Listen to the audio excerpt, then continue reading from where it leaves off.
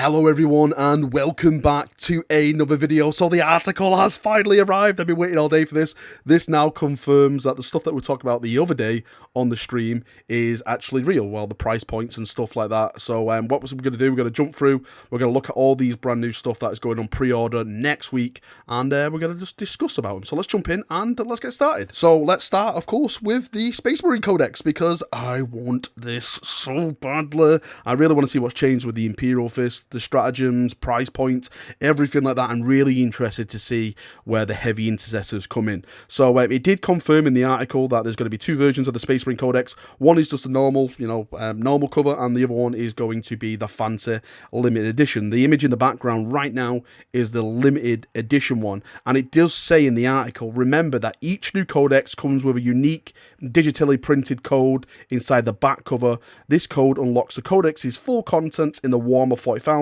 the app. So if you have the app, you basically get like the free digital version of the codex.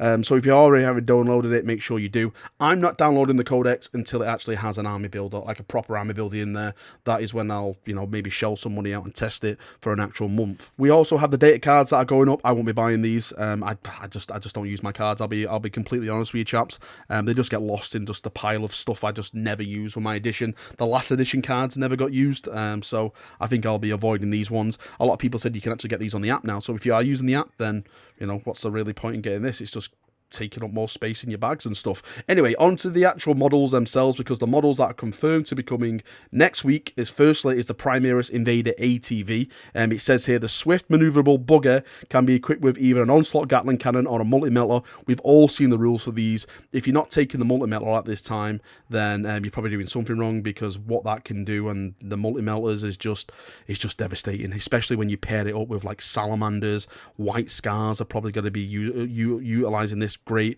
Raven Guard are probably another good ones. Even Imperial Fist, because it is a heavy weapon, so it is up there. It says if you're after some mobile fire support, then that can keep up with your Outriders, then look no further. The only thing it doesn't mention on here about this Primaris Invader ATV, if that is the easy to build.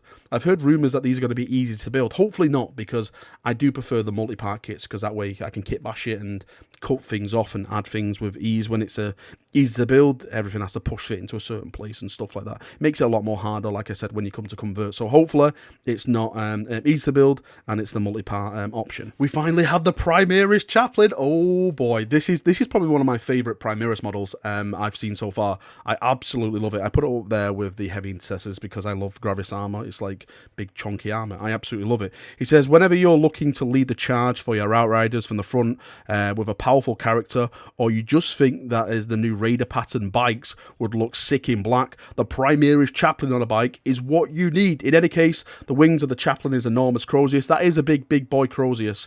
It actually goes on here and says, sadly, the Space Marine enthusiasts in Australia and New Zealand will have to wait a little bit longer to get their hands on their Skullmask hero. Oh, so that's pretty sucker. So if you are from New Zealand and Australia, it seems you're not getting it next week, the rest of us. It says the mass conveyor of Chaplains bound for the antipodes have been delayed by a storm worthy of the Fenrisian Hellwinter. We expect them to be able to pre-order around the 17th of October. So I'm not too sure if the storm is real, or they're just saying that, but you won't be able to get yours next week. It's going to be around the 17th for your pre-orders. And lastly, of course, it's the Firestrike Servo turret, and this says they may be known for their lightning assaults, but sometimes even Space Marines need to hold the line against the overwhelming enemy force. I think these things are hilarious because they have grab plates on them. You can move them forward. You can even charge this into enemies. It is absolutely top tier banter, hilarious. I do like it though. I'm going to be probably getting about 2 or 3 of these, depending on the points cost, of course, painting them up as Imperial Fist, because if you're going to be dackering from range, you have to play it as Imperial Fist, because of course the Sons of Dawn are the best when it comes to shooting things. And let's, of course, not forget the glorious Necrons. So Necrons, you're getting the same as the, I was going to say, as the Imperial Fist. No, you're getting the same as the Space Marines. Yes, all Space Marines should be Imperial Fist, by the way. So you are definitely getting the same as us. You're getting the nice normal edition, and you're also getting the limited edition as well. It goes on to say stuff, as I mentioned before, like if you if you actually buy these books, you do get the free version of the digital one in the back of it, which we've been talking about for years now. They should have been doing this years and years ago. It's shocking that it's actually took them so long to actually get around to this.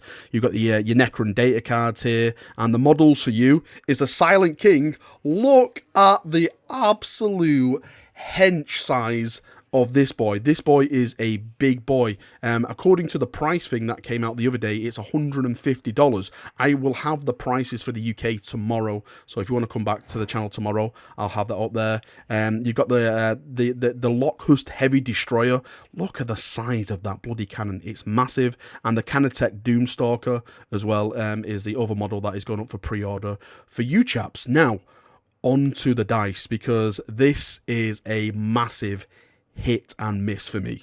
The Necron Dice, I actually like. There's actually one thing I dislike about the Necron Dice, actually, is that they have two images, like one for the 6 and one for the 1. Why can't just GW just put like just a 1 and like the 6 is like the fancy image, let's say? Why do we need two fancy images? Because that gets confusing when you come to read dice. GW, with like, the whole thing about dice is throwing a lot of them and then reading them with ease. You're not making that ease when you put all like multiple symbols on the dice and stuff like that. So for all of it, I do like the Necron Dice. I think they look very, very cool. You can read like the 2, the 4, the 3s, the 5, even the 6 and the 1 you can read, but it's like when you throw a lot of them, you're like, okay, is that a 6 or is that a 1? Do you know what I mean? So maybe next time just put like a dot for a 1 and then that's it. Just leave it at that. There we go. And just put like the nice Necron symbol as a 6 and easy. That's it. Now, let's move on to the Space Marine dice, because this is a whole different subject.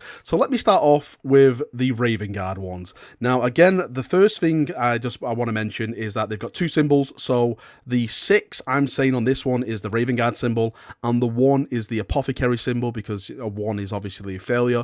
Now, for the Raven Guard ones, you can read these. Yes, they are in the so-called Raven Guard fashion of beaky stuff. I have no problem with that. If I throw a lot of these, I could probably read them. Again, when I go back to what I was saying before, I wish they just had like a 1 beaky thing as the 1 and the Raven Guard symbol as the 6. That is absolutely fine. I think these are the best of the loyalist dice so far. But if we look at the rest of them, now I'm going to start with probably the worst ones, I think. It's the Salamander ones. Yes, I get it. Salamanders, fire, cool and stuff like that. It actually looks like the burning piles of crap. To be fair, it looks like massive piles of turds.